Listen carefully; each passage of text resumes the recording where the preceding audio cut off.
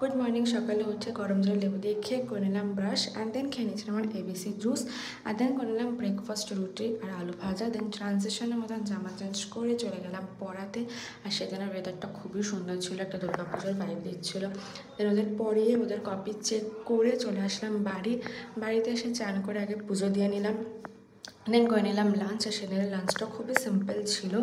Lunch করে ready হয়ে বেরিয়ে পড়লাম স্প্ল্যানেটের উদ্দেশ্যে। আগে মেট্রো স্টেশনে গেলাম, টিকিট কেটে নিলাম, টিকিট কেটে চলে গেলাম স্প্ল্যানেট। আর মেট্রোতে একটু ভিড় ছিল সেদিনকার, একটু না খুবই ভিড় ছিল বলতে পারো। দেন স্প্ল্যানেটে নেমে কিছু স্ট্রিট শপিং করে আমরা চলে গেলাম শ্রীলেদার্সের উদ্দেশ্যে, বিকজ সেদিন আমরা গেছিলামই শ্রীলেদার্স থেকে জুতো কেনার জন্য। বিকজ পুজোর টাইমে শ্রীলেদার্সে তুমি ঢুকতে পারবে না, এত ভিড় হয়। তো সেদিনের ভিড়টা মোটামুটি ছিল, তাই আমরা নিজেদের পছন্দ মতন জুতো চুজ করে চলে আসলাম। আগে লেবু জল খেয়ে দেন মেট্রো করে বাড়ি। ভালো লাগলে like, share and subscribe. Tata.